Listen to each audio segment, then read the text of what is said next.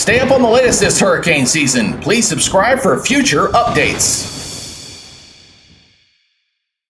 Hey, good Monday, everybody. Welcome back to the Weather Nerds YouTube channel. I'm your host, meteorologist Greg Majeski, your personal weatherman here with an update on the tropics here on August the 12th as we're turning our attention out into the Atlantic. You know, as we're getting deeper into the hurricane season, this is the hot zone, as we should say. We look climatologically looking back at years past, and it's kind of not ironic in the sense that this is the area that we're looking at potential tropical cyclone or tropical depression here to form here over the next 24 hours. Here is the current system right here with these cluster of storms here up just off toward the east of the Winward Islands right here. We do have some tropical storm watches up. I'll show you here in a second for the northern portion of these islands, U.S. Virgin Islands, and heading over toward Puerto Rico as the storm still moving at a pretty good clip here. Here's a different perspective here. Again, here's that cluster of storms here.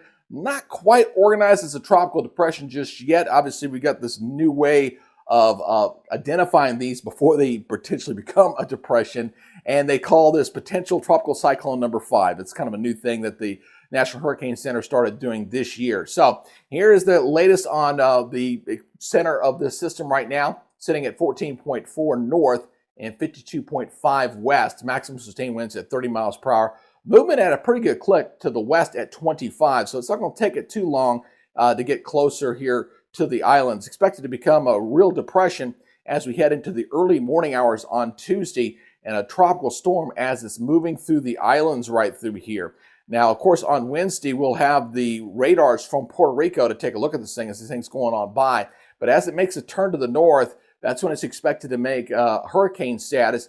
Not quite major hurricane. Looks like about 110 miles per hour. You need to get about 115 for Cat 3, but it's going to get really close as it makes its turn up toward the north. I'm going to show you why we're expecting this thing to make a turn, although there's a couple of outlier models out there with this system. Now, again, we've been talking about the Saharan dust all summer long. It's been really inhibiting tropical activity as a result of what it's done out here as far as the tropical waves are concerned. The forecast for going out for the rest of the season has dropped some. The Colorado state has dropped it from 25 to 23 named storms. But keep in mind that we haven't really gotten into the bulk of the hurricane season just yet. We only get about 4 named storms for the month of August, typically.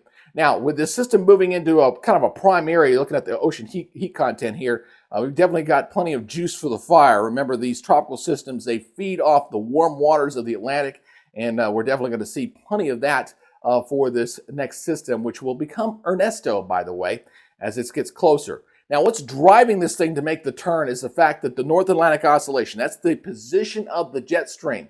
When it's in a positive phase, when it's above this line right here, that means we've got high pressure in the east. It typically means you can get a tropical system going to Gulf of Mexico or maybe come into the southeastern coast of the United States.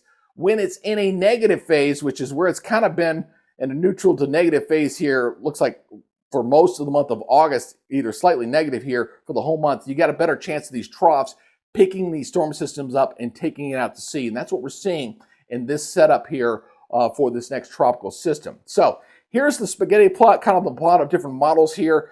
You see a few outliers here that still want to try to take it over toward the Florida coast. I don't think that's likely to happen here, but again, the risk or the percentage chance of it getting over to Florida is extremely low. We're expecting this thing to make a turn off toward the north and become a strong Category 2 storm as it goes this way. Here is the intensity track here. So in about 120 hours or so, probably when it's going to be at its strongest, pretty close to a Cat 3 here. You see one of these models here actually takes us up to a Cat 4 status, so we'll see what happens. So it looks like getting very close to a Cat 3 here in about 5 days for this system.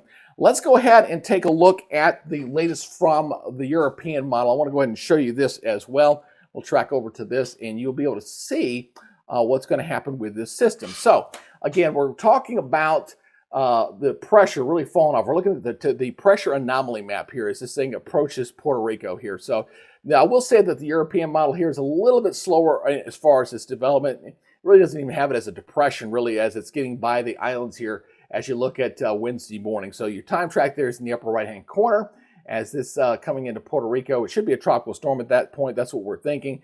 And then it makes a turn up toward the north. So by the time we get there, we should have something close to a hurricane as it gets close to that position here. We've got a pretty good trough in here as the high pressure system, the Azores High, which is way off toward the east. Usually it's the Bermuda High or Azores High. This high is typically a little bit further off toward the west and where it's currently sitting. So as a result of that, we got that weakness in there for this thing to make its turn. So again, watch the system as it continues, which will be Ernesto, moving off toward the north, as it's going to get caught up in the jet stream here. And by the time we get to about this position on Friday, probably when it's going to be at its strongest at that point, you've seen the pressure down to about 976, 974 here on the European model. So that's a pretty good hurricane out here.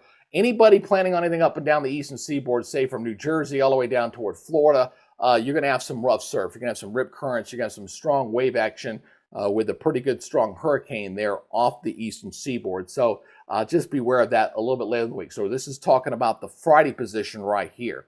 And as we take this thing all the way out, it'll get caught up in the jet flow, and it's really going to take off here. When it gets caught up in here, boom, it makes the right turn there outside of Newfoundland and really kind of accelerates across. And as it goes by, one thing I did notice here at the end of this 10-day run is that this high begins to shift back over toward the west once again, as this is what's left over. The system starts to approach Europe at that time. So we'll see what the after impacts of the system. Still got another big troughiness. You see the lower pressure here across the east as we head toward the 22nd. So, but nothing imminent out here once Ernesto goes by a little bit later in the month and in the coming days ahead. So that's what to look forward to there. Now, as far as what we're expecting, remember we're talking about heading toward the peak of the hurricane season. So we're talking about these two zones here that we're looking at off the southeast coast, obviously with Ernesto from the 14th to the 20th, and then the 21st to the 27th, it starts to turning its attention out into the mid-Atlantic. That's traditionally where we see activity form, as I showed you when we started this presentation. And also keep in mind that we're heading toward the peak of the hurricane season between August 20th and October 10th. In that window, we get 2/3 of the tropical stuff to form. So we haven't quite got there. It's only the 12th right now, right? So in about 8 days, these things really start to take off as we go toward the peak of the hurricane season, which is around September 10th, and activity will really start to be going at that time. So if you want to stay up on the latest on the tropicals with my tropical updates here, please consider subscribing to the channel. Go ahead and hit that subscribe button. Hit the notification bell so you're alerted on future content. And as always, give me a thumbs up, give me a comment down below. It really does help. I also do tropical shorts as well. Real quick 1-minute updates for you there. And the more subscribers I get, the bigger audience I get with my shorts. So it's kind of interesting how it works with the algorithm, but you can help me there as well. All right, that's your update for this morning. Again, you guys be good, stay safe, and we'll see you in the next report. Till then, we'll see you later. Bye-bye for now.